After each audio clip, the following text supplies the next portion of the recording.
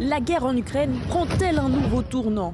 Une base militaire endommagée dans la région de Lipetsk en Russie, à près de 300 km de la frontière ukrainienne.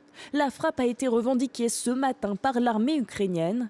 Le gouverneur régional a décrété l'état d'urgence et annonce qu'une centrale électrique a également été touchée. Au total, 75 drones ukrainiens auraient été abattus cette nuit, selon le ministère de la Défense russe. De nouvelles attaques nocturnes, alors que depuis mardi, l'Ukraine mène une offensive dans la région frontalière de Koursk.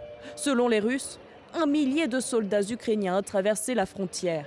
Au moins 5 civils ont été tués selon eux et des milliers d'habitants ont été évacués. Nous partons, nous évacuons la région de Soudja. Les responsables russes se veulent rassurants, mais cette fois, ils reconnaissent une incursion de 10 km et des pertes. Des gars sont morts. Oui, c'est vrai. Et l'ennemi a réussi à entrer dans plusieurs localités.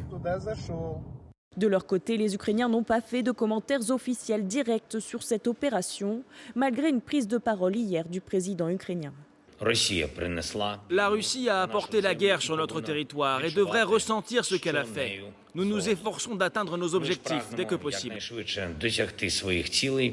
Des attaques dans un but précis, selon ce spécialiste. L'objectif, c'est véritablement de peser sur les négociations en ayant un territoire en Russie.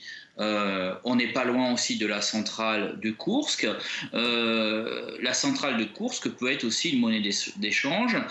Les États-Unis indiquent soutenir fermement les efforts de l'Ukraine pour se défendre contre l'agression russe, sans commenter les dernières attaques.